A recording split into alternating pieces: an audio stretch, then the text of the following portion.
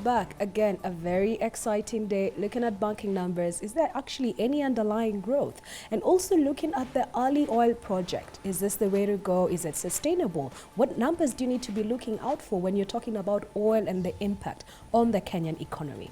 To help us dissect this conversation and understand what's happening and the potential impact on the macro is Mr. Abraham Kamau. He is the CEO of Miradi Capital. Abraham, yes. Welcome to the show. Thank you. We were just discussing the numbers for Diamond Trust Bank and Family Bank. Yes. What's your take on what's happening with the banks so far? I think those two banks portray, the different ends of what's happening in the sector. If you look at DTB, their income is in billions, but what they have done, I think they've played around with the IFRS. Okay. Because so instead of taking their loan loss hit from the P&L, they've taken it straight to the reserves. All right. Mathematically, the reserves still work out to the same number. Okay. But in terms of reporting, you see, the issue here is reporting. What are you portraying? Is it a fair and true picture of what's going on? Maybe not. Okay. So I think this maybe it's time the CBK gave direction as to what is allowed and what is not allowed, even within the IFRS standard. Because you see, now, if you compare it with the Family on the other side, Family has given very good numbers. They've not even reached $1 billion. But clearly there's growth. But if you give those two to a layman, they'll take DTB anytime. That's true. Yeah, but see now with the deep dive, you can see in terms of if you have to put your money, you'd rather put it in Family Bank, because okay. this clearly is they're on a growth trajectory. These other guys are not growing. Yes, that's true. So actually, the big banks are not growing. They've masked that by taking the hit. Okay. So Abraham, what you're saying is when we're looking at first half numbers, I know Stanbic Bank, Equity Bank and KCB have announced. Yes. This week we're looking out for Cooperative. The other Yes. week Barclays Bank and Standard Chartered. Yes. So what you're saying is you're sensitizing investors. Look out for that loan loss provision in line. Yeah. Look at the IFRS methodology and see what's going through the income statement, what's going through the balance sheet. So sanitize the numbers, so to speak. Yeah, because see, the thing is, what you're looking at is the numbers will eventually add up to the same thing. Okay. But the question is, on a trading platform, Precisely. Are they making money okay. or not? Because that's what drives the balance sheet eventually. That's true. Because the balance is what remains after the P&L is done. Actually, you're absolutely right. Because if you're actually looking at the Diamond Trust Bank, there was a decline on the liability side, but certainly an increase when you come to the net asset value, largely because of the loan loss provision. Yes. So and you see that when you look at that, that's a clear distortion. Okay. Because those two are not supposed to come from the same line. That's true. Yeah. Okay, fine. So something worth looking out for. But Abraham, the exciting story. Yes. So Vision 2030 with regards to oil, we're on the Ali oil production. We are we've just gotten a shipment out for 270,000 barrels out there. The target is to get to 70 to or 90,000 barrels per day. Maximum 100,000. Maximum 100,000. Yes. Give us an overview. What is actually happening in this sector at this point in time? Because you see, now with that shipment of 270,000, I think it marks the beginning of the Ali oil production stage. During this stage, what is basically happening is that we are basically piloting. Okay. What we want to do under full field production. So the tallow, the people on the ground have brought it down to only 2,000 barrels a day. So basically, what we are saying is that they want to in a sense go to school and understand what works and what doesn't work. Okay. And this will run probably for the next 2 to 3 years. All right. So we'll be producing 2,000 barrels. So in that period, if we'll be doing 250 to 270, you're probably talking about 5 to 6 shiploads within that whole period. Okay. The payout may not be very, very big because first of all, even the first shipment we sold it at a discount of about between 3.5 and $6 minus the Brent price. But the idea here is also, first of all, for the market to have a feel of our oil. Okay, which is interesting. I mean, what does that mean for the quality of the oil? Is it wild quality? Is it? I mean, why is there a discount? Is it? Because the reason we have to do a discount, first of all, our oil is an unknown. Okay. In terms of its quality, but what we do know is that it has, first of all, it's what you'd call, the oil is almost in solid form. It's very sticky. It's very sticky. It's very almost sticky. a tar. Okay. So that's why you have, even when they'll use the pipe, they have to heat it all the way. Okay. That's the downside. But the good thing is that once you heat it, then you sort that out. Fair enough. But now on the side of sulfur, it has a very low sulfur content. So low sulfur content. Yeah, less than 0.5%. Okay. So that gives it a premium. So once the market appreciates it, we probably be able to sell it at Brent or Brent at premium. Okay. Plus premium, yes. Okay, so to look out, the positive thing is it's low sulfur. Yes. I mean, we're going into a green world. Yes. And that's the key theme out there in terms of climate change. True. So that's a positive for us. Yes. And that explains a 5 to 10% discount because it's an unknown quantity. It's an unknown, so you have to enter the market. Yes. And somebody, so for 3.5 to 6 below Brent, I think it's not a bad. It's not bad. That's a 5 to 10% discount. I mean, just to enter the market. Okay. And remember, the main objective of this period of olive oil production is to learn. That's true. Because nobody has ever done this here before. This market is new. And basically exploring because you see, under what they've covered is only, I think, 10% of what is available. Of what is available. Yeah, so once they do all that, so that when you go to fulfill production, there are less mistakes because they're costly then. Okay. Yeah. I want us to start getting into what is the cost of this, because Tallow Oil, the MD, Mr. Bogo, did say they have been here for about 10 years. Yes. So they've done 10 years in the country. The expenditure, rather the investment so far has been about 2 billion shillings. Yes. And the success point is the element of being able to actually have one shipment. It's not a full shipment, it's a partial shipment, and to get buyers out there. And they did also mention the element of maybe expecting to spend another 3 billion. Yes. Maybe can you help us demystify? I know you keep saying piled up. Yes. So is this the way forward? Is this a one-stop gap? Is this a learning space? What really is it? Yeah, you see the money the money they've incurred so far was to get the oil out. Okay. Now that's where we are. Now so that getting the oil out, exploration. Yeah, exploration. So $2 billion dollars $2 billion for is exploration costs. Okay. Then now the 3 billion will run for the early oil. And then now from there, when you go to full field will be doing 100,000 maximum, 100,000 barrels a day.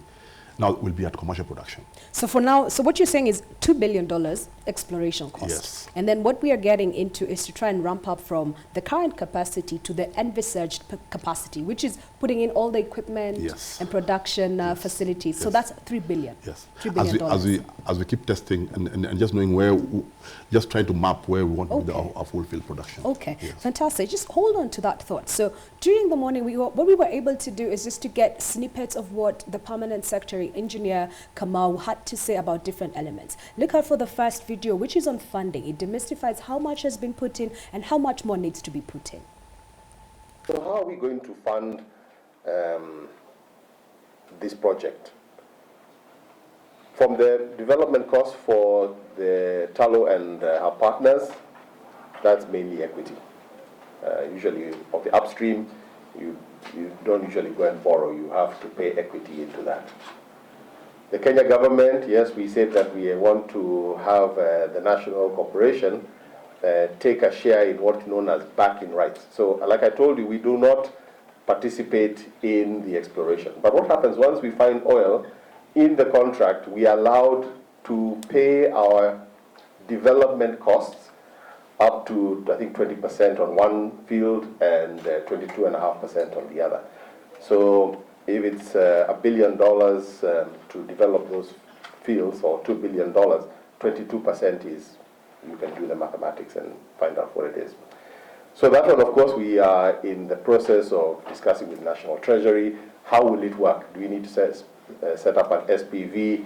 How will the listing work on the Nairobi Stock Exchange? And I know the Nairobi Stock Exchange, National Treasury, Attorney General's Office, and ourselves have a conference call every 2 weeks with the LSE to try and iron out some of the issues that we need to look at, including issues of technology, how shares are traded, and that sort of thing. So, like Martin said, you are free to invest in that project. On the pipeline, it's a different story because the pipeline has a tariff. It has a known rate of return. So that one is more a debt. It's a very simple project finance thing. So we're going to form a pipeline company, which the government will be a shareholder. And we will go to the banks and we will just borrow money purely on a project finance basis on that one. it's more straightforward. So it's one project, but there are two different kinds of funding on that one. On cost recovery, I just want to say a couple of things on cost recovery. So all costs that go into producing the oil is recoverable.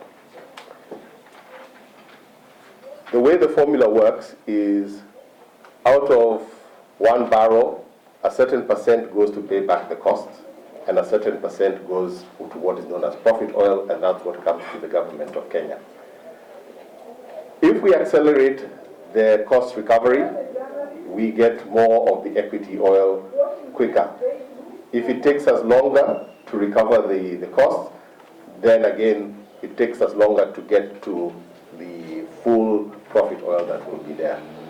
So you do actually start getting your money as the government from day one. So there is in each barrel that's produced a certain share that belongs to the government. And that's why it's called a production sharing contract. So you're actually sharing in the production rather than a royalty. In a royalty, you do not get a share of the commodity, you get money that you agree on how it's going to work. All that information, by the way, is in the petroleum bill. So the engineer really, what he's saying is there are two elements of investing in this particular project. So there's upstream, which is actually opened up to the private sector. And then there's the element of the pipeline, which is largely being done by the government of Kenya. Now, I know this is potentially the largest private-public sector partnership that we've ever seen or expect to see. What's your sense of this element of funding? Is it normal practice? What does it mean for the economy overall? See, as you rightly say, there are two projects here. There's the oil one, and there's the pipeline. Okay, let's start with the pipeline. The pipeline, as you rightly says, it's easier to do because you know there'll be oil going through it, you know the cost of it, and the viability is already done since there's oil upstream. Okay. All you just need to get to the port of Lamu. So that, I think, getting... And this is LAPSET? Yeah, using the LAPSET So corridor. This is the LAPSET. So about how many kilometers do you have a sense 800, of how long? 800 kilometers. Oh, wow. Okay, that's extensive. Yes. All right. So and that will not be hard to do. But one of the key advantages of with that is that it will now open up that corridor from being just a design to an actual corridor. Wow. People will say, yes, this corridor, these guys knew what they were talking about. 800 kilometers is a long stretch. It's a very long stretch. It's a very long stretch. And don't forget there's supposed to be a road that goes with it and a railway that goes with it. Now it will be easier to get these two investors to come in based on that. Now, going for the oil, you remember... Sorry, yes. I mean, for this... for the pipeline, so is that equity or is that debt? Because you said that the rate of return is known. Yeah, you see, since the rate of return is known, you can use either, but mostly it will be a mix. Debt, equity. Debt, equity. Yeah, because, even if they wanted, somebody can come in and say, I'll do it on BOT. Okay. Yeah, come in and run it for 50 years and then walk away. All right. So for them, the options are many. Okay. But when now you come to the oil. Upstream, that's the oil. Upstream. Now, remember, the government does not want to get into exploration for obvious reasons. So they don't want to take that risk. But once we find oil, they want now to pay their shareholding in arrears. Okay. They'll say, we are 20% in this, so you put in 2 billion, so 20% comes to 400. So out of our revenues, take out this 400. Okay, and that was so we are in. Okay. So you see, so they play safe that way. Based on production. Yeah, based on production. So if there's no production, they don't incur. Yeah, but if you don't find anything, Talo would have taken the whole bill. Okay. But now that you've got this, we want our share, but out of this. So they play safe at that point. All right. Now, fantastic. Now beyond that, because again, and that's why this early oil production is very important. We are generating data that we can use now to enrich our financial That's model. very expensive data. Yes, it's $2 billion worth of data. And believe you me, it will be more expensive if you make the errors when you're on full production. Okay. So what you're saying is, so far, 2 billion with regards to just to see if it works. Yes. And then you're saying the next element is really 3 billion, which captures what your private investor needs to do if Talo takes the project. Yes. And secondly, what the government of Kenya needs to do with regards to the pipeline, 800 kilometers stretch. Yes. And that's what now needs to be funded. And there's fundraising that's ongoing for this. Fundraising, they'll have to for the 3. Yes. And don't forget, even these 2, once it's checked completely, it's recoverable. Okay. First of all, don't forget the government will take their chunk. So if they take 20%, so that remains the 80. Okay, yes. Interesting. I want us to just take a quick view on pricing. It was a very short video, and Engineer Kamau was just demystifying what's the element of prices so that we can be able to tie in and see what is the rate of return on this particular capital expenditure project. That's for our graphics team. That's video number 2. Now, whenever you have a new crude, of course, the refinery has never seen it, so they don't want to take a big risk on it. They give you a discount. Now, the discount can be anything between $3 and $10 per barrel, depending on where it's coming from, the quantity, and what it looks like. So sometime last year, the team from the ministry and from the oil companies traveled to Europe to meet with prospective buyers. And I think there was something like 21 companies that we met. And in the end, 8 companies bid for the crude oil. And the price range was, within a tight band of Brent minus 3.5 to Brent minus 6 out of the 8 companies that were there. Abraham, yes. There must be a similarity between your name and Engineer Kamau's name. Yes. Because what the pricing that he's told us is exactly the pricing that you have told us. Yes. But I like the element that he brought out. It's a new product. Yes. So then how do we look at the return and the possible revenues that are coming online from this new asset that Kenya has found? You see, I would rather comment about it at full field production. Okay. Because that's why it makes financial sense. At full production. Because at this point now, we're just paying school fees, for lack of a better word. I like that word, school Yes. fees. So at full production, assuming 100,000 barrels a day, assuming that the price of Brent stays where it is at 60, and we pay it at par, 365 comes to about $2.1 billion a year. A year. That's a lot of money. It's a lot of money. So that tells you in year 1, your revenue has just matched what the exploration costs were. Oh, that's very true. That's a very good point. You see, so it just tells you why the oil companies are willing to take this kind of risks. Okay. And don't forget, they'll be around for quite a while to come. That's very true. So if you look at even issues of payback, they must be very short paybacks. So it's a very good investment. That's what you're saying. Without a doubt. Okay. And that's just for Tullow as a company. Now, when you go even to Kenya, whatever the share, when you're talking about that kind of amount, it will have a huge impact. Huge impact. Starting right from the local economy there. Because they were saying out of every 3 employees, 2 are local. No, not Kenyan. 2 are local. 2 are local from the Turkana, the larger Turkana area. And then about 95% are Kenyans in total. So this project is, in terms of the human capital, they've done very well. Okay, but Abraham, you bring out a very interesting element. So yes. 2 billion is the value of this particular asset, but yes. then not all of that comes to the government. No, of course, yeah, because they have a sharing agreement, which I'm not privy to. But what I know about those sharing agreements is that the share for Tullow, first of all, they're allowed to recoup whatever they need to recoup. Okay. And then you'll find that their share will decline until a point where now it plateaus. Because that's a bit saddening for me, because at one point I was very excited because this is certainly a direct injection yes. to the balance of payments. Yes. But when we actually look at it this way, it means that it could take some time. 2 billion is certainly more than we get from looking at coffee yes, or tea or horticulture respectively, but then not the full amount is coming. So then how do we look at it in terms of the impact on our macro variables?